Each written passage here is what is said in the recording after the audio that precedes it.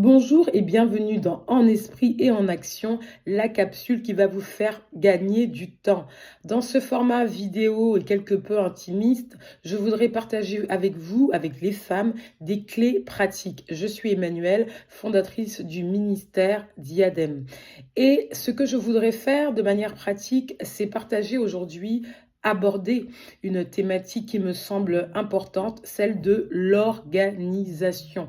Alors, pour certaines, aïe, aïe, aïe, c'est un casse-tête chinois, tandis que pour d'autres, c'est plutôt du pain béni. Alors, je voudrais diviser cette vidéo en deux parties. Une première partie qui sera théorique, où je vous lirai mes notes, voilà, aussi naturellement. Et dans une seconde partie, je vous présenterai, je vous partagerai des clés qui sont pratiques issues de mon quotidien. Donc, on va partir de mon exemple, ce sera beaucoup plus parlant.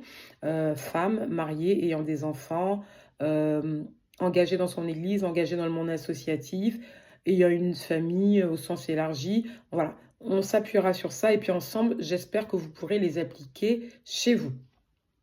Alors, voici la première clé.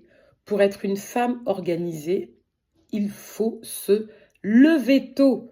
Et oui, il n'y a pas de mystère, une journée comporte 24 heures et non 30. Et c'est vrai que parfois, on a l'impression que s'organiser, c'est avoir un carnet où on écrit absolument toutes ses notes. Et non, et non, et non, c'est une chose. Mais la première des choses, à mon sens, qu'il faudrait faire, c'est apprendre à se lever tôt. Apprenez, mesdames, à vous lever tôt. Alors, tout est relatif, 5 heures, 8 heures. Mais en tout cas, théoriquement et pratiquement, la personne qui se lève à 5 heures a plus de chances de faire plus de choses dans la journée que celle qui se lève à midi ou 13 heures. Est-ce qu'on est d'accord sur ce point? Alors, je voudrais vous partager la première chose. Se lever tôt n'est pas une discipline, c'est une posture spirituelle, mentale, voire même prophétique. On sait très bien qu'en tant que chrétien, la Bible nous dit que nous pouvons commander au jour. La vie et la mort sont au pouvoir de la langue, donc nous sommes capables de commander au jour les choses que nous voulons voir s'accomplir tout au long de la journée. Ensuite, se lever tôt, c'est aussi s'accorder un espace sacré, intimiste avec Dieu, un temps qu'on prend à part, dans lequel on s'exprime, où on s'ouvre à Dieu, où on prie, où on entend la direction qu'il veut nous donner pour la journée.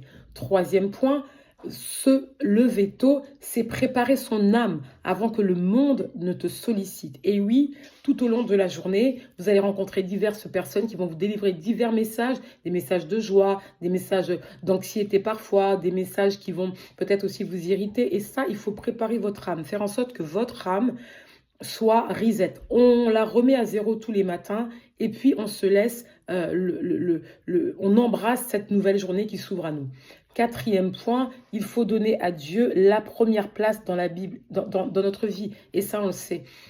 Nous, en tant que chrétiens, la première des choses qu'on nous demande, d'abord Dieu. Rechercher d'abord le royaume. La première chose, les premières énergies, on les donne à Dieu. Ensuite, je voudrais surtout partager avec vous le fait que se lever tôt n'est pas finalement un horaire, mais c'est finalement une attitude de champion. On sait très bien que les gens qui se lèvent tôt ont une longueur d'avance sur toutes les autres. Ensuite, on va passer à la partie pratique. Moi, je suis une femme mariée. Je vais vous donner typiquement ma journée. Donc, je me lève, euh, je prends du temps avec le Seigneur, bien évidemment. J'imagine ma vie comme étant un tiroir, une commode, où vous avez plusieurs tiroirs. Une commode dans laquelle vous avez plusieurs tiroirs. Le premier tiroir, c'est Dieu et tous mes engagements à l'Église. Le deuxième tiroir, ça va être moi et ma famille. Le troisième tiroir, ça va être le boulot et ensuite tous les engagements associatifs pour ensuite terminer ma journée par Dieu, son service et mon service à l'Église, pardon, et ensuite tout ce qui concerne ma famille et moi-même. Alors, si je vous parle de commodes, dans le meilleur des cas, toutes les commodes sont bien rangées. Les commodes sont bien rangées. Sauf que parfois, en fait, dans les commodes, ça déborde. Et ça déborde pourquoi? Parce que vous vous dites que le matin, je vais prier. Idéalement, le matin, on prie, on fait sa méditation. C'est ce que je fais. Je prie, je bois mon café, je médite ou j'écoute la Bible audio. D'accord? Il peut arriver des matins où j'ai pas eu le temps de le faire. Je vais boire mon café ou alors je vais courir après mon train et je vais écouter la Bible audio dans le train. Ça peut arriver. Pour moi, c'est l'image du tiroir qui déborde. J'ai pas pu ranger les choses dans le tiroir numéro 1. Tant qu'à faire, j'ouvre le tiroir 2, je me réveille, je tourne autour de moi, Je prends du temps pour moi, spirituellement, mentalement, psychologiquement, et ensuite tout ce qui est physique. Et ensuite, je regarde autour de moi ma maison. C'est mon rôle de maîtresse de maison. Je regarde comment va mon mari, comment vont mes enfants. Et ça, c'est un tiroir numéro 3. Ensuite, quand j'ai fini tout ça, je suis libre pour le tiroir numéro 4. C'est-à-dire que je cours, je prends mon train et je vais au travail. Et à ce moment-là, je peux continuer dans le train de faire tout ce que je n'ai pas pu ranger dans le tiroir numéro 1, 2, 3 et 4. Voilà. Ensuite, une fois que le boulot est terminé, à ma pause, je peux regarder s'il y a des choses qui n'ont pas été faites.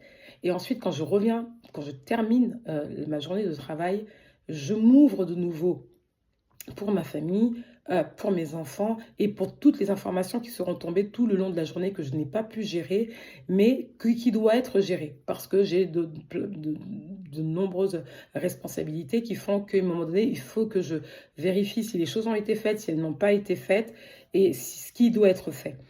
Voilà, c'est comme ça que de mon côté, je m'organise et ça fonctionne. N'ayez pas peur d'être organisé, n'ayez pas peur aussi que vos tiroirs débordent. C'est pas grave si vous n'avez pas réussi de faire une chose, vous réussirez à la faire peut-être en fin de journée ou alors le lendemain. Mais il faut penser votre vie comme une commode, comme des tiroirs, être organisé. Pourquoi? Parce que ça permet aussi, c'est la parabole des 10 talents. Tout ce que le Seigneur te donne, il faut le faire fructifier. Si le Seigneur voit que tu n'es pas organisé, le Seigneur ne te confiera absolument rien. Parce qu'il voit déjà qu'il te donne un foyer, des enfants et que tu n'arrives pas, il ne te confiera pas autre chose. Donc c'est pour ça qu'il faut, à mes yeux et à mon sens, être des femmes organisées. Et puis, arriver à se lever tôt, c'est aussi dire, se lever tôt, c'est aussi dire se coucher tôt. Alors, tout est relatif, évidemment, mais si vous voulez avoir une belle journée où vous n'avez pas les traits tirés, où vous ne vous levez pas de mauvaise humeur, c'est aussi parce que vous dormez bien. Vous dormez dans des conditions qui sont idéales, vous connaissez votre corps, vous écoutez votre horloge biologique. Ça, chacun fait comme il peut, mais l'idée, c'est de bien dormir pour pouvoir bien se réveiller. J'espère, en tout cas, dites-moi en commentaire si cette vidéo, cette première capsule vous a été bénéfique. Mettons ensemble ces choses en pratique pour voir ce que le Seigneur va faire. On a besoin de pratique. On connaît la théorie, on a besoin de pratique. Alors, bonne journée à vous, que le Seigneur vous bénisse et à la semaine prochaine.